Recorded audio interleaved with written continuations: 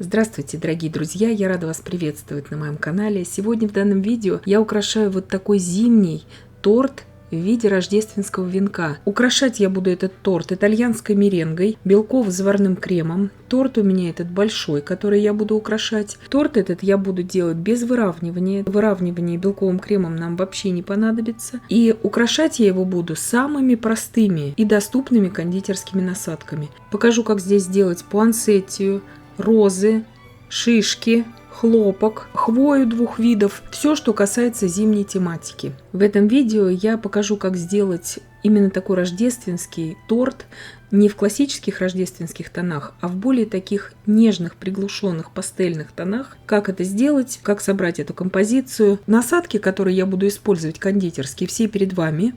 874 роза, 366 большая галочка для пуансетти, несколько размеров насадки листик, они везде есть, насадка 234 травка, также насадка номер 103 небольшая роза, это для шишек мы будем использовать 1 см на выходе, и насадка открытая звездочка 8 мм для корзинки, так как низ этого венка, сам торт, мы будем оформлять в виде корзинки. Итак, заготовка моя уже хорошо охладилась в холодильнике. Это торт у меня молочная девочка и внутри фисташка-малина начинка. Торт большой, здесь у меня 28 сантиметров в диаметре этот торт. Я его покрыла предварительно тонким слоем масляного крема. Слой на самом деле тонкий, это просто здесь вот кажется так, что он какой-то максимум, здесь 2-3 миллиметра этого масляного крема. Свежесваренным белково-заварным кремом итальянской меренгой я покрываю сейчас верх этого торта небольшим количеством крема, то есть слой крема здесь будет где-то 4, может быть, миллиметра. Не больше. Крем очень податливый, так как он только что сварен, поэтому я не использую здесь для выравнивания воду, я просто сейчас шпателем серединку вот так вот подровняю, потому что по сути у нас в этом венке будет видна только серединка, вот в центре, и то мы ее будем посыпать сейчас не тающей пудрой. Вот так все превосходно можно сделать, и как вы видите, палетку я даже не очищаю. Боковины торта обязательно сейчас покрываю белым кремом, белковым. Сделать это нужно обязательно тонким слоем, для того, чтобы в пространствах между переплетениями у корзинки у нас не было видно вот этой основы. И здесь, если вы обратили внимание, масляный крем на этом торте по низу слегка полопался. От чего это произошло? От того, что у меня не было времени. Это я вам говорю просто для опыта, чтобы вы знали. И я этот торт оставляла буквально на пару часов в холодильнике. Собранный он у меня отстоялся в кольце, но он все равно еще не пропитался до конца. И так как не было времени, я сразу же наносила на него уже масляный крем на сгущенке. И когда он уже у меня был с масляным кремом, он еще до конца пропитывался, и вот этот низ у него слегка раздался. В работе с белково-заварным кремом это абсолютно не важно, потому что это все закроется кремом. Но если вы будете покрывать торт масляным кремом и только масляным, обратите на это внимание. То есть перед покрытием масляным кремом ваш торт должен быть хорошо выдержанным в холодильнике. Особенно это в бисквитных тортах. Итак, боковину я слегка подровняла. Я ничего здесь не выравниваю, я просто шпателем слегка вот так вот подтягиваю боковинки, потому что все это у нас закроется огромным количеством декора. Я беру насадку 8 мм, открытая звездочка, которую я сейчас показывала в начале видео, и начинаю плести корзинку. Я намеренно беру здесь такую большую насадку, потому что торт у меня огромный, торт рассчитан у меня был на 40 порций минимум, вес его уже в украшенном состоянии составил около 6 килограмм, поэтому этот торт мне нужно было украсить быстро. Как это быстро украсить вот такой огромный торт, я вам показываю в этом видео. Корзинка делается очень просто и очень быстро. Если вы будете экономить крем, допустим, если у вас нет возможности сделать из большого количества крема это украшение именно боковины, вам следует брать насадку где-то 6 мм, может быть даже 5, открытая звездочка, но это будет длиться долго. Но тогда крема вы израсходуете в 2 раза меньше на украшение самой корзинки. Итак, вот таким образом я плету сейчас всю корзинку. Корзинка плетется элементарно, просто и быстро, особенно из такой большой насадки, как 8 мм открытая звездочка.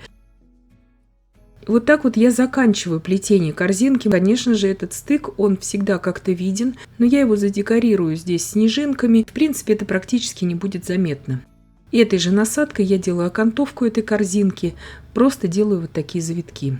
Сразу говорю, обратите на это внимание. Если у вас крем неустойчивый, лучше не делайте никаких завитков, потому что последующий декор у вас просто сползет с этого торта. Это и в тюльпанах также, в цветочных композициях на корзинках. Это всегда так. Ваш этот ободок из крема должен быть очень и очень стабильным. Теперь я готовлю крем для хвои. Здесь у меня фисташковый крем. Цвет фисташковый и цвет бежевый. Это я делаю для вас. Я вам показываю, как эту хвою, если у вас нет нетающей пудры, сделать более в таких пастельных тонах. То есть сам кондитерский мешок, стеночки его, я слегка покрыла вот этим цветом бежевым. И сам кондитерский мешок я наполнила уже кремом фисташкового цвета. Из насадки, опять же, 8 мм открытая звездочка, я делаю вот эти основания для хвои. В очень произвольном порядке. То есть, как вот я здесь считаю нужным. Эту хвою будет не так сильно видно. Это просто у меня как бы такие наметки здесь. Потому что у меня будет здесь два вида хвои. И зеленая такая крупная, и серебристая потом уже помельче сверху. Здесь у меня насадка 4 мм открытая звездочка. Я отсаживаю просто хвою. Вот такую вот крупную хвою, потому что она у меня сейчас закроется и не тающей пудрой, она будет как бы внизу, ее не так будет видно. Если отсаживать мелкую хвою, допустим, из насадки трубочка, это огромное количество времени займет. Здесь для вас я показала, как можно светлую совсем хвою сделать, как ее можно меланжевую, то есть вперемешку сделать, и как просто вот такими вот акцентами сделать хвою. Вот смотрите и выбирайте, какой вариант вам лучше, и сделайте на своем торте уже как вам понравится. Я же все это хорошо так посыпаю сейчас нетающей пудрой, или, как еще она называется, кондитерским снегом. И также боковины вот этой моей корзинки для придания ей атмосферности я тоже покрою вот этим кондитерским снегом. Эту зеленую хвою крупную у нас практически не будет видно сейчас в торте, но она очень нужна, потому что она у нас как основа вот этого зимнего такого веночка будет. И вот так вот я поднимаю торт здесь. Если у вас мало опыта, делайте это на столе, не на поворотном столике. У меня огромный опыт, торт очень тяжелый, я аккуратно его приподнимаю, но я имею опыт. Если у вас его нет, лучше так не рискуйте.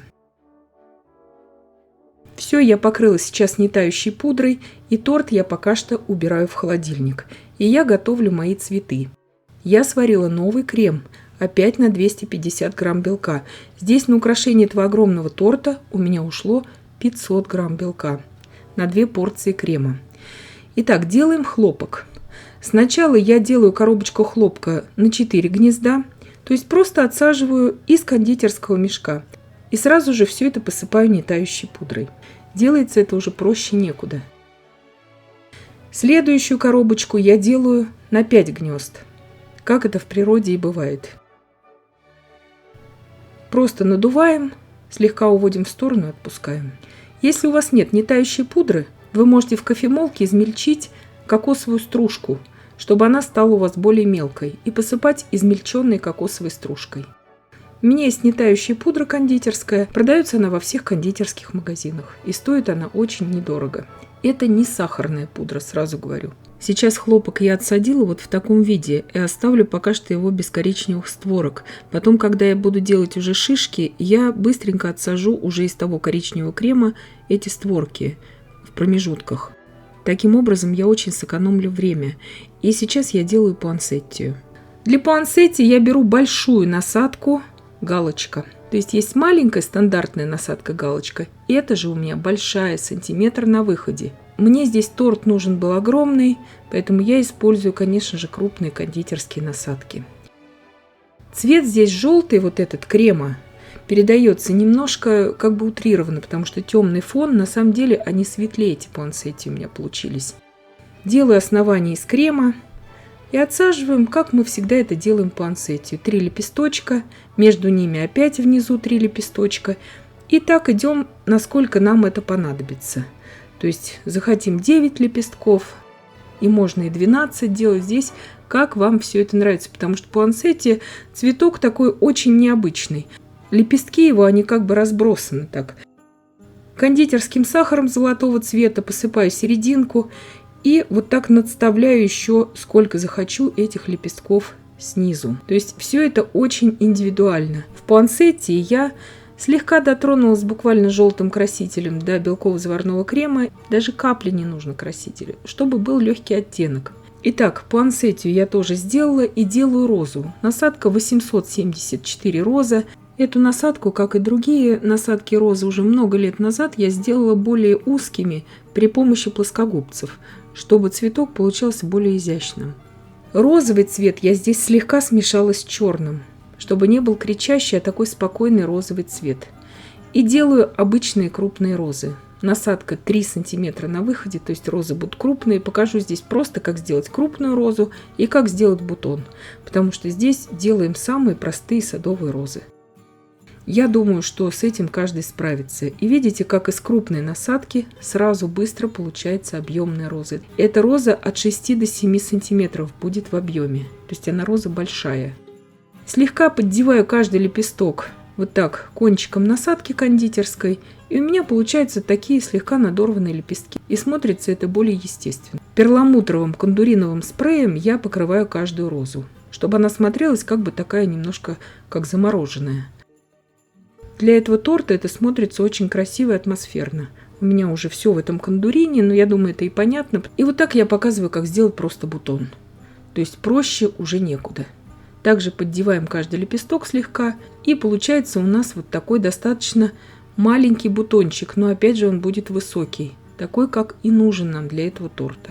Если вы будете делать такой маленький тортик, вы просто берите маленькие кондитерские насадки. Но все можно выдержать вот в такой же композиции. И сейчас я делаю шишки. Насадка 103, роза скошенная, 1 см на выходе. Крем у меня здесь просто коричневый. И я сам кондитерский мешок, его стеночки, еще окрасила просто коричневым этим красителем. Вот такие получаются тогда более естественно выглядящие шишки. То есть делаем тонкое, именно очень тонкое основание для шишки, не как для розы. И делаем просто чешуйки в шахматном порядке. Постоянно спускаемся вниз, и шишки делаются очень просто и очень быстро. Крем этот мне сейчас еще понадобится, чтобы сделать вот эти коричневые промежуточки у хлопка, створки так называемые. И поэтому я здесь взяла насадку именно с переходником, чтобы потом просто поставить другую насадку и было удобно очень работать. Шишки обязательно, я советую в зимних тортах всегда использовать. Вы видите, насколько просто эти шишки делаются. Они всегда получаются. Главное, делайте тонкое у нее основание. В шишке это всегда самое главное, это чтобы она была тонкая. Тогда она будет у вас смотреться именно шишкой. Итак, вот столько шишек я сделала. Отставляю пока что в сторону. И сейчас я буду завершать приготовление моего хлопка. Этот же крем, оставшийся, я взяла здесь насадку 4 мм листик и делаю створки у хлопка, у коробочек хлопка. Сейчас кисточкой, которую я использую, естественно, только для тортов, я убираю излишки нетающей пудры, кондитерского снега, с коробочек хлопка. И с серединки тоже убираю, чтобы я могла отсадить уже туда крем. Очень легко и быстро делаются эти створки. И также в серединку обязательно дополняю. Проще уже некуда. И вот эта нетающая пудра, она также распространится и на эти створки сейчас. И они будут смотреться очень атмосферно и по-зимнему.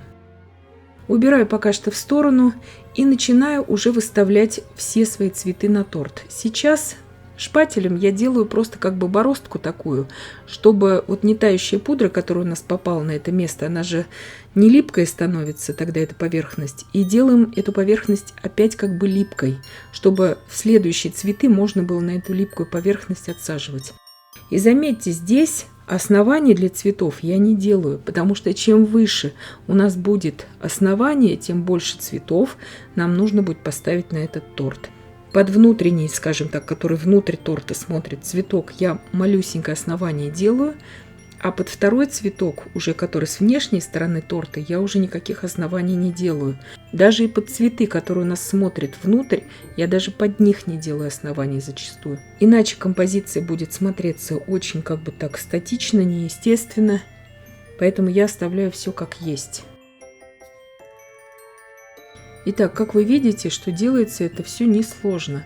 Главное, если вам нужен вот такой крупный торт, и нету времени, как вот у меня было в этой ситуации, просто берите крупные кондитерские насадки. Если большой торт, это всегда смотрится очень-очень хорошо.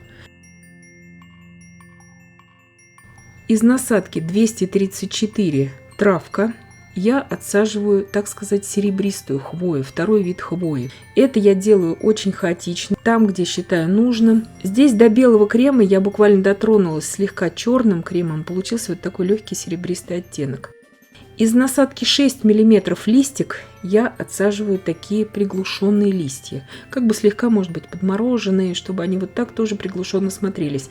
Фисташковый цвет красителя я слегка смешала с черным. И, конечно же, очень умеренно красителя я здесь добавила в белый крем, вот этого фисташкового.